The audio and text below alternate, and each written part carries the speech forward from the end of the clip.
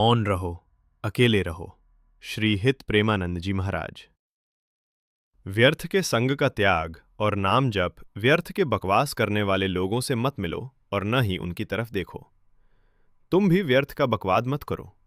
अपने समय को कीमती मानकर निरंतर प्रिया प्रीतम का नाम जप करो, उनके गुण गाओ और उनकी सेवा में रहो। कभी प्रपंच की बातें, कभी प्रतिष्ठा का चिंतन, कभी मान सम्मान का चिंतन, ये सब हृदय में घुसने न पावे। साधक को बहुत सावधान रहना चाहिए। ऐसी बातें देखो मत, ऐसी बातें सुनो मत जिससे तुम्हारा हृदय उद्विग्न होकर प्रभु का चिंतन छोड़ दे। अन्य लोगों के संग का त्याग कर दो, जो भगवत विमुख वार्ता करते हैं, संत निंदा करते हैं या दूसरों की निंदा करते हैं। दूसरों की निंदा करने से कुछ हाथ नहीं लगता। ये लोग दुर्गति को प्राप्त होने वाले हैं। पर निंदा करने वाले मूर्ख पर्वत के समान पाप अपने साथ लेकर चलते हैं। रात दिन श्यामा श्याम का नाम जप करेंगे, उनके लीला गुण गाएंगे और उनके ही धाम का चिंतन करेंगे। जब तुम अपना जीवन प्रभु के चरणों में न्यौछावर कर दोगे तो पूरा भार प्रभु ले लेंगे और हृदय में मस्ती आ जाएगी।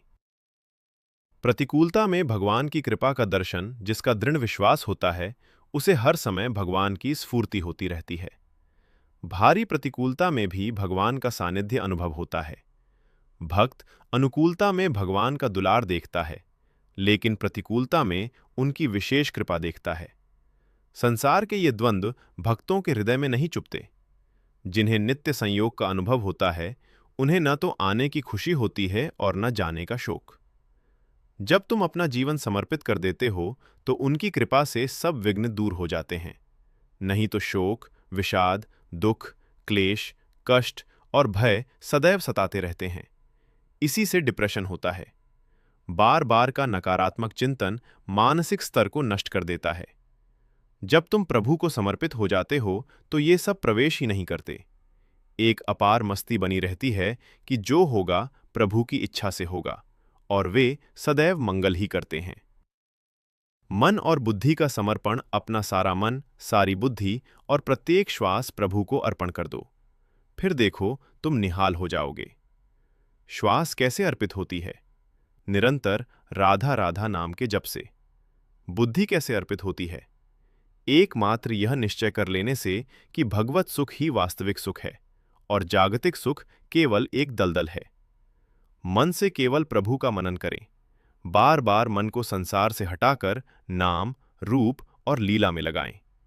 भगवान ने कहा है कि जिसने मन और बुद्धि मुझ में अर्पित कर दी, वह मुझ में ही निवास करेगा।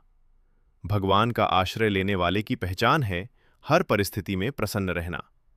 जैसे सूर्य के उदय होते ही अंधकार नष्ट हो जाता है, वैसे ही भगवत आश्रय मिलते ही सब दुख और चिंताएं नष्ट हो जाती हैं।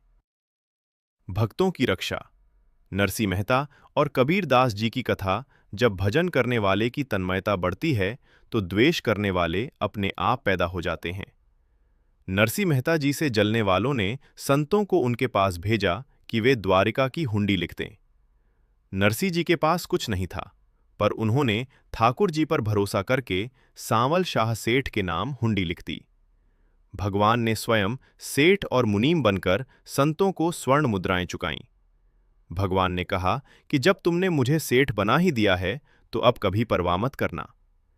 इसी तरह कबीर दास जी के नाम से जब झूठा भंडारा घोषित किया गया तो स्वयं भगवान ने कबीर का रूप धारण कर पूरी काशी को दिव्य भोजन कराया।